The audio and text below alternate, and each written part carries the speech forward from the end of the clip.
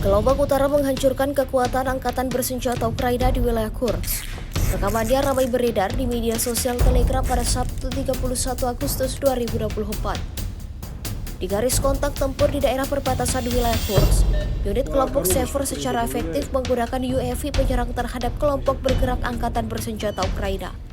Operator yang dilengkapi dengan drone FPV canggih menjalankan misi setiap hari, memindai area tersebut dan menghancurkan target yang terdeteksi. Drone yang dilengkapi kamera malam beroperasi sepanjang waktu, menyerang posisi musuh dan mencegah gerak maju mereka.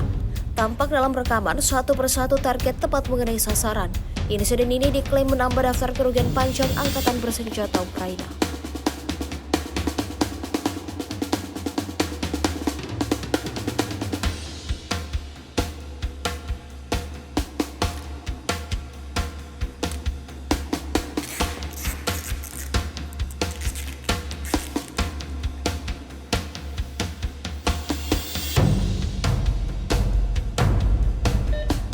Коробочки кто-нибудь наблюдает?